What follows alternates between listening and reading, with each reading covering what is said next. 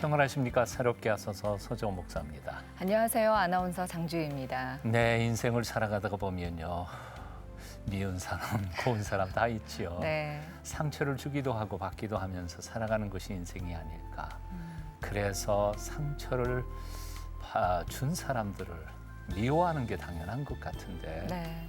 그래도 주님은 사랑하라고 말씀하시니까 네. 우리 그리스도인들은 사랑하도록 노력해야 할 것 아닐까 생각해 봅니다. 네. 그럼에도 불구하고 품을 수 있는 마음을 가지는 것, 참된 크리스천이라면 힘들지만 갈등 속에서도 삶의 여정 가운데 지켜내야 될 마음이 아닌가 싶은데요. 네. 그런 마음으로 우리가 품어야 될 대상이 있습니다. 네. 바로 일본이죠. 그렇습니다. 거의 35년, 36년 동안 압박과 그리고 수탈과 고난을 겪어왔던 것을 생각하면 용서할 수 없겠다. 그럼에도 불구하고 네. 주님께서는 사랑하라 명령하셨고 네. 또한 이웃끼리 너무 자꾸 싸우면서 살아가는 것은 결코 피차간에 행복하지 않은 것이라고 생각해서 사랑하도록 애쓰고 노력해야 되지 않을까 네. 생각해 봅니다. 네. 그래서 오늘은 30년간 일본에 죽어가는 영혼들을 구원하기 위해서 그 땅을 섬기고 계신 목사님을 모셔서 네. 다시 한번 일본을 생각해보는 시간을 가지려고 합니다. 그렇습니다.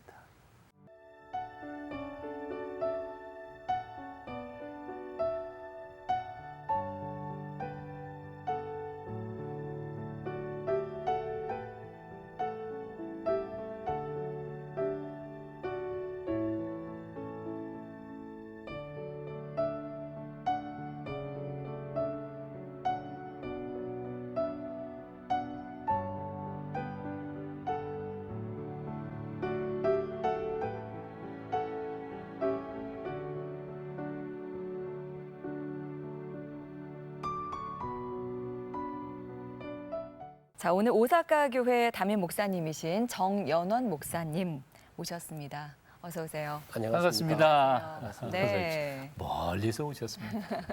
가까운 나라입니다. 참 가까운데도 어떤 때는 좀 멀게 느껴지는 그런 감정도 있고요. 목사님이 심호하시는 오사카 교회는 일본에서 역사적으로 제일동포들을 위한 두 번째 교회, 의미가 있는 교회라고 봅니다. 교회 소개를 조금 부탁드리죠. 저희 오사카 교회는 우리나라가 일본에 합방을 당하고 난 뒤에 오사카 주변에 많은 이제 공장들이 만들어지게 되고 인력들이 필요하니까 한국에서 어린 소녀들을 많이 이렇게 일본으로 오게 했습니다. 네. 그 가운데 16, 17 나는 정말 어린 소녀들이 하나님께 예배드리고 싶어하고 한국말 예배드려야 하고 기도해야 하니까 그래서 시작이 된 그런 교회입니다. 금년으로 92년의 역사를 가지고 있고요. 그렇지만 지금은 한국에서 오신 분들 그리고 또 제일동포 3세, 4세들 그리고 많은 일본인들도 함께 예배드리고 있는 그런 교회입니다. 네. 일본에서 사역하신 지 30년이 됐다고 들었는데 원래 일본에서 태어나신 건 아니잖아요. 예, 그렇죠. 일본 선교를 어떻게 하게 되셨어요? 저는 우리 선교사님들 가운데 조금 독특한 그런 경험을 갖고 있는데요.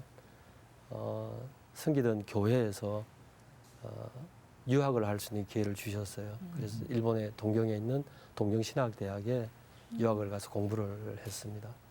그리고 있던 중에 우리 제일동포 교단이 사역자들이 필요하니까 꼭 일본에서 사역해 주면 좋겠다고 그래서 이제 한국에 있는 우리 대한여수교 장로회 통합적 교단이 선교사로 파송을 해 주셨습니다. 그래서 금년으로 30년이 되었습니다. 네. 집을 구하는 일이었거든요. 일본 사람들이 집을 주질 않아요. 한국 사람이라고. 한국 사람이라고. 제일 많은 게 이제 불교, 신도. 그리고 기독교는 국민 전체 따지면 1%가 안 되죠. 우리 중학교 교과서에 일제 강점기의 내용들이 한 8페이지 정도 된다는 보고를 받았어요. 근데 일본은 그 시대적인 그 상황에서는 한 페이지도 안 돼요. 사실은 우리 그 52년생들 전체가 다 전쟁통에 태어난 사람들이고 특별히 그 당시에 부산은 참 많이 힘들고 그랬던 시절인데 어떻게 목사가 될 생각을 어떻게 신학을 하게 된 계기가 됐는지. 예, 제가 태어나서 자란 동네는 부산에 있는 우암동이라는 동네입니다. 네. 우리 어르신들에게는 적기 피난민 수용소라고 하는 지역으로 알려져 있는데 아주 큰 집단의 수용소가 있었죠. 그리고 이제 미군들에게 요청을 해서 북에서 오신 우리 피난민들이 교회를 만들어 달라고 그러셨어요. 네. 그래서 이제 만들어진 그 교회가 있었는데 제가 이제 어린 시절 때부터 교회를 다니게 됐죠. 그리고 이제 고등학교에 입학을 했는데 미션스쿨 기독교 학교에 입학을 했었어요. 학교에 이제 입학을 했는데 한 분의 목사님, 이만규 목사님, 그리고 1학년 때 담임 선생님이신 영어 선생님이셨는데 박용지 선생님, 지금 장로님이세요. 사실 두 분을 만남으로 인해서 목사가 되겠다는 그런 마음들이 생겼어요. 이만규 목사님은 교목 목사님으로 정말 학생들의 신앙 지도를 위해서 정말 열심히 다 하셨어요. 근데 목사님이시지만 학생들이 열심히 공부하라고 많이 격려도 해주시고 담임 선생님은 정말 제 삶에 큰 영향력을 주셨어요. 그 이만규 목사님 교목 끝나고 난 다음에 교회 그렇죠. 개척을 하셨던가요? 그 수안교회가 네. 부산에서는 이제 굉장히 오래된 교회죠. 근데 거기에 이제 부목사님도. 그래서 그렇군요. 수안교회가 네. 저를 장학금 다 만들어 주셔서 일본으로 유학할 수 있도록 해주셨어요. 그리고 제가 신학교 공부할 때도 정말 한 번도 그러지 않고 부산 지역 목사님들이 장학금 만들어서 제가 공부시켜 주셨거든요. 잊을 수 없는 은사들이고 은인들이시죠. 또 한 가지는 이제 그 영화 친구가 이제 만들어진 지역이거든요.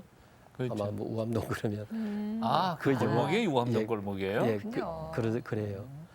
그런데 거기 이제 그 동안 캐톨릭 성당이 있는데 하 안토니오 신부님이 이제 신부님으로 계셨어요. 근데 독일 신부님이신데 체구가 크질 않으세요.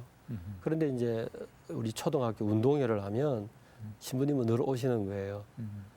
그리고 어린 시절의 기억은 성당에서 이제 피난민들을 위해서 죽을 이제 이렇게 쑤어서 만들어주면 줄 서서 주전자 냄비 같은 거 갖고 가서 그거 이제 타서 먹기도 하고 하는 그런 지역의 그 하안토니오 신부님이 정말 참 그 어린 시절에 어떻게 저런 일을 하실 수 있을까? 저는 이제 교회를 다니면서 목사님은 이제 신부님이신데 나는 목사가 되어서 저런 일을 할 수 있으면 좋겠다. 아주 어릴 때는 그런 아주 크게 생각하지 못했지만 그런 마음들이 있었죠. 네. 나중에 제가 목사가 되고 일본 가 생활하다가 한번 하안토니 신부님 찾아갔어요.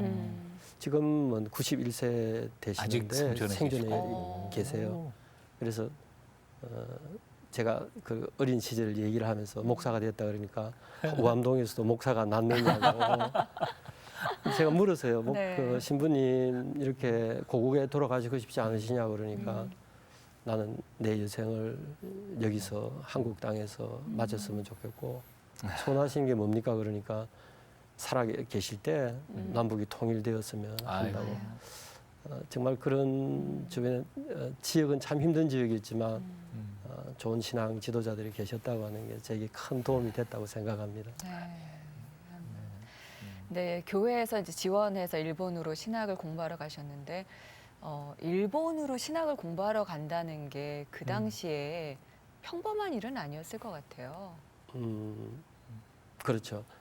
근데 이제 수목사님이랑 네. 이제 같이 이제 짧은 기간 공부를 같이 했지만 당시 이제 학장님이 이종성 학장님이셔서요. 네. 졸업을 하고 이제 이종성 박사님이 이제 그런 이제 교회가 이제 지원해서 유학 기회를 주겠다 그러니까 저를 동경신학대학에 추천을 해주셨어요. 그래서 다른 교수님들은 말렸죠. 미국 쪽으로 가라고. 근데 일본으로 가게 됐죠. 예. 한국과 일본과의 문화 충격 같은 건 없었는지 모르겠네요. 굉장히 많았죠. 어떤 점이 있어서? 같은 아세아 동양권인데도 상당히 그때 느낌은 일본은 역시 서구화되어 있다는 그런 이제 느낌들이 있었고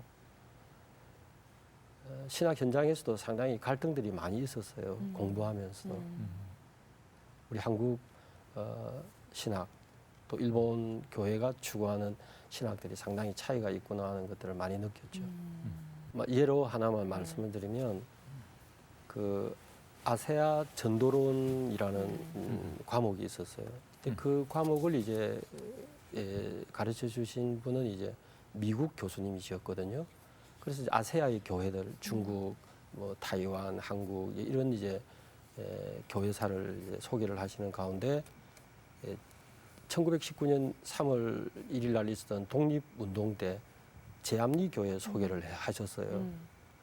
그런데 그 클래스는 이제 학부 학생들도 있지만 신대원 학생들도 있고 대학원 학생들도 같이 하는 굉장히 클래스가 큰 클래스였는데 다들 놀라는 거예요.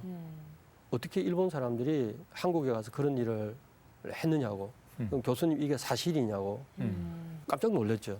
도대체 일본이 한국을 침략하고 또 그 침략사 속에서 여러 가지 그런 일들이 엄청나게 있었는데 왜 이 학생들은 그걸 모를까? 저로서는 굉장히 충격이었죠. 제대로 배울 기회가 없었던 건가 보죠. 그래요. 일본 오늘날 이제 한일 관계 속에서도 그렇지만 가장 문제가 되는 것은 역사 교육을 어떻게 하느냐. 그게 큰 문제가 있다고 저는 생각을 해요. 그러니까 그렇게 신학교까지 오신 분들도 그런 교육을 받을 수 있는 기회들이 없었다는 얘기죠. 그러니까 도대체 주변 국가들 근접한 나라들의 일본이 도대체 어떤 일을 했는지 그걸 모르고 있는 거죠. 어떤 면에서는 그 말씀을 듣다가 보니까 일본 사람들의 지금의 행동이 조금 이해가 되네요. 뭐 모르니까 어떻게 보면 그분들의 입장에서는 한국에서 나오는 게 또 자신들로서는 또 섭섭하게 느껴질 수도 있겠네요. 전혀 과거의 역사 사실을 잘 모르는 상태이니까. 그 참 기가 막힌 노릇입니다. 네, 정말 그렇죠. 그러면 그때 유학 시절이나 지금 현재나 상황은 똑같은가요? 상당한 변화가 좀 있었다고 저는 생각을 합니다. 네. 1986년 아시안 게임이나 또 88년 올림픽이라든지 2002년 월드컵을 하는 그런 이제 과정을 통해서 많은 이제 일본인들이 한국을 방문하게 되고 또 하나 역시 이제 문화적인 측면에서 볼 때 겨울 연가를 NHK 국영 방송이 드라마를 이제 방송하고 그러면서 이제 우리 흔히 말하는 한류 붐이 일어났지 않습니까? 네. 그런 일을 통해서 굉장히 한국과 일본이 문화적인 교류를 통해서 이제 접근이 되고 또 양 정부가 또 이제 그런 부분들도 해결한 부분도 있지 않습니까? 그래서 굉장히 좋은 그런 분위기였다고 생각하는데 근년에 와서는 정말 이제 보수적인 그런 생각들을 하고 아주 국수주의적인 생각들을 하는 사람들이 생각을 잘 못하고 있는 것이죠. 잘못된 그런 역사 의식을 갖고 있고 또 그런 발상들이 결국은 상호 국가 간에 국민들 간에 그런 이제 고를 깊게 하는 일이 아닐까 하는 생각을 해봅니다.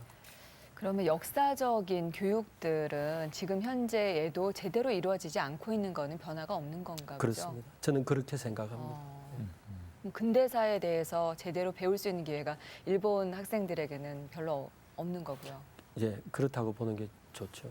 한 예로 우리나라 그 교과서 지난번 문제가 나왔을 네네. 때 저희들이 살펴본 부분들인데 우리 중학교 교과서에 일제 강점기의 내용들이 한 8페이지 정도 된다는 보고를 받았어요. 근데 일본은 그 시대적인 그 상황에서는 한 페이지도 안 돼요. 하물며 또 침략의 역사라든지 어두웠던 역사들을 그들이 가르치기가 어려운 부분들도 있겠죠. 그렇게 신학대학에서 공부하실 때도 충격을 받으셨는데 본격적으로 내가 일본 선교사로 파송이 된다는 얘기를 들으셨을 땐 두려움이 없으셨을까요? 정말 어떻게 이제 이 일본 사람들하고 같이 살아야 되나. 이제 가장 처음 어려움이 이제 집을 구하는 일이었거든요. 일본 사람들이 집을 주질 않아요. 한국 사람이라고. 한국 사람이라고. 그래서 이제 부동산 사람들하고 같이 가서 이제 주인에게 얘기하고 그리고 연락 주겠다 그러면 전화로 연락을 줘요. 음. 아무래도 의사소통이 좀 힘들어서 뭐 그런 내용들. 어. 근데 전혀 이제 제 아내 같은 경우에는 다 이제 일본 선교사 자녀였기 때문에 다 일본서 교육 받았잖아요. 한국말보다는 뭐 일본말이 훨씬 쉽고 전혀 언어에 불편이 없음에도 불구하고 그렇게 이제 거절을 하는 거죠. 핑계를 대는 거. 그래서 사모님이 일본에서 태어나셨나요? 아닙니다. 아닌가요? 장인어른 양희수 목사님은 이제 우리 교단 선교사로 파송을 받을 때 제 아내는 초등학교 5학년이었어요. 그래서 이제 일본 가서 이제 전부 나머지 교육은 다 일본에서 이제 교육을 받았죠. 그러니까 뭐 언어 문제는 전혀 없겠네요. 그렇죠. 집 구하는 것부터 어려움이 있었으면 얼마나 자잘한 어려움은 얼마나 더 많으셨겠어요. 생활 속에서 예를 들어서 이제 전차를 타야 될 일들이 있으면 한국 음식 그때는 먹을 수가 없었어요. 독특한 이제 냄새가 난다든지 그럼 뭐 아예 노골적으로 그냥 옆에 사람들이 막 싫은 표정하고 그러거든요. 김치 냄새 네. 특별히. 근데 지금은 너무 많이 달라졌어요. 일본 여행객들이 왔다가 자기 나라로 돌아가면서 제일 많이 사갖고 가는 음식 중에 하나가 김이랑 김치라 그러니까 예. 그만큼 많이 달라졌죠. 예. 문화는 사람들이 살아가면서 만들어지는 것들이니까 당연히 일본 문화가 우리하고 많이 차이가 많이 나죠. 예로 이제 일본 사람들은 이렇게 공식적인 자리에서는 크게 얘기를 않거든요. 아주 조용조용하게 얘기를 해야 그게 예의로 생각을 하고. 또 우리는 또 이제 밖에 나가면 또 좀 자유롭게 좀 큰 소리도 해야 되고. 그러니까 일본 사람들이 몇 사람의 한국 사람들만 모여 있으면 이제 시끄럽다는 거죠. 집을 빌려주지 않는 이유 중에 하나는 음식 냄새가 난다든지 그리고 시끄럽다든지 예를 들면 이제 그런 부분들이 초창기에는 많았죠. 그 사람들의 입장에서 생각해 보면 네. 또 의미도 있네요. 이해는 되네요. 예, 네. 그게 또 뭐 문화적인 차이라고. 얼마나 불편하겠어요. 그런 데에 있어서. 지금은 좀 많이 낮은 편이에요. 그럼요. 상대적으로 이제 일본 사람들이 한국 문화를 이해하게 되는 부분들이 있으니까요. 한국에 와서 거리를 다녀보고 또 음식도 먹어보고 사람들을 접해보고 그러니까 한국 사람들이 참 정이 있고 따뜻한 국민이라고 하는 걸 오신 분들은 아시죠. 네. 그래서 아무래도 뭐 민족성이 다르니까 그런 게 예. 있을 테니까요. 동경 중학교에서 17년 사역하시고요. 오사카에서 13년 사역하시고 거의 30여 년 동안 일본 거의 뭐 속속들이 30년 동안 오셨으니까 사시면서 우리 제일 동포들 섬기셨습니다. 선교의 중점 어디에다가 초점을 두고 선교 사역을 하셨는지요? 동경에서의 17년은 주로 이제 대사관 직원이나 주재원들, 유학생들 이런 분들이 주축이 되는 교회였어요. 네. 그래서 이제 함께 살면서 이제 일본 생활들을 지원해 줘야 하고 또 그러던 중에 이제 제일 동포들이랑 일본인들이 이제 교회로 오시게 되고 그래서 자연스럽게 이제 한국 교인들하고 일본 교인들하고 이제 이렇게 융화하는 그런 이제 경험들을 하게 됐죠. 근데 오사카는 또 전혀 달라요. 완전히 뭐 제일 동포 3세, 4세들이 중심이 되니까 우선 뭐 어느 자체가 일본말로 예배를 드리지 않으면 안 되고. 예. 근데 이제 선배 목사님들이 32년 전에 이미 그 일본어 예배를 따로 드렸더라고요. 일부는 일본어 예배를 드리고 2부는 이제 한국어 예배를 드리고 그게 이제 우리 3세, 4세들이 오사카 교회에 머물 수 있는 그런 동기부여를 했다고 저는 생각을 해요. 역시 동경하고 오사카의 차이가 많이 나거든요. 일본 안에서도 이제 동경은 관동이라고 이제 부르고 이제 오사카는 관서라 부르는데 그렇죠. 역시 그 문화도 다르고 언어가 굉장히 차이가 나요. 아, 언어가요? 예. 그러니까 그 관서 지방의 언어는 물론 동경 사람들이 보면 사투리라 그러잖아요. 근데 아주 독특하죠. 그러니까 상공도시로서는 일본에서 가장 이제 발달한 그런 음. 도시죠. 음. 제일동포들이 가장 많이 사는 지역이 바로 오사카입니다. 특히 이제 저희 오사카 교회는 교회 주변에 두 사람 가운데 한 사람은 우리 제일동포이니까 오. 그렇게 많이 사는 지역입니다. 아무래도 선교 지역이 전 세계가 대상이 뭐 선교 지역입니다만 일본 선교는 아무래도 독특할 것 같아요. 일본 문화뿐만 아니라 일본 국민들의 국민성이나 혹은 종교 특성. 선교사님으로 30년 하시면서 제일 어렵고 힘들었던 점이 어떤 점이었는지. 예. 목사님도 잘 아시는 대로 일본 국민이 지금 1억 2,700만이라 그러거든요. 네. 작년 통계에 의해서. 근데 이제 그 인구 조사를 할 때 종교 조사를 같이 해요. 예. 근데 2억이에요. 종교가 종교가요? 종교 인구는 2억이에요. 오. 한 사람이 두 개 가진 사람이 있네. 아. 그러니 이제 그 조사를 할 때 복수 체크를 해도 됩니다 그러는데 오. 그럼 이제 주로 그렇게 생각하죠. 사람 아기가 태어나면 제일 먼저 아기 안고 가족들이 신사에 가서 이제 축복 기도 받죠. 그리고 이제 결혼할 때는 요즘은 이제 교회에 와서 결혼하려고 많이들 이제 아. 교회에 와서 질문을 해요. 음. 근데 교회는 좀 또 벽이 있잖아요. 음. 뭐 세례를 세를 받아야 받아야 되는. 되지. 그러니까 이제 그 일본에 아주 유수한 좋은 호텔들이 이제 연회장도 준비하면서 웨딩 채플을 호텔 안에 만들어요. 셰프리예요. 채플, 그 웨딩 채플이라 그러죠. 그러면 거기도 십자가가 십자가 다 있죠. 있어요? 그렇지만 예배 활동이 이루어지는 게 아니고 이제 결혼식만 하는 거죠. 그 십자가는 떼으면 좋겠네. 그러게요. 근데 이제 요즘 젊은 일본 사람들이 이제 그걸 선호하는데 저희 교회는 이제 교회가 열었어요. 그런 이제 일본 분들이나 우리 동포들이 교회에서 결혼식을 하겠다고 할 때 우리가 선교적인 차원에서 우리가 지원하고 우리가 협력을 해주자. 근데 이제 그 또 일본은 사람이 이제 죽게 되면 절에 가지 않으면 안 돼요. 그게 이제 일본 사람들의 오랜 전통적인 이제 종교 습성이기 때문에 또 불교는 이제 묘지를 다 가지고 있죠.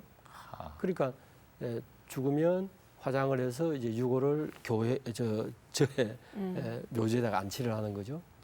그러니까 이분들이 생각하기를 태어나서 신사에도 가고 또 교회도 불교 가고. 절에도 가고 그러니까 결국은 이제 체크를 하는데 제일 많은 게 이제 불교 신도 그리고 기독교는 국민 전체 따지면 1%가 안 되죠. 좀 말씀 듣다가 보니까 그럼 기독교인들은 장례 어떻게 해요? 음, 묘지가 없으면? 그래서 이제 그 교회들이 교회 이름으로 이제 그 묘지를 만들죠. 네. 그리고 대부분 이제 개인적으로 음. 가정들이 이제 이렇게 만들고 있으니까 거기 태어나서 자랐으면서도 예배당을 처음 들어와 본 분들이 더 많으시대요. 너희들을 사로잡아간 그 땅을 위해 너희들이 기도하라. 그 땅의 평안을 위해서 기도하라. 그 땅이 평안할 때 너희들도 평안할 것이다. 그분들이 역사적인 그런 왜곡을 하고 잘못된 그런 부분들은 빨리 고칠 수 있도록 또 기도하는 것도 필요하고요.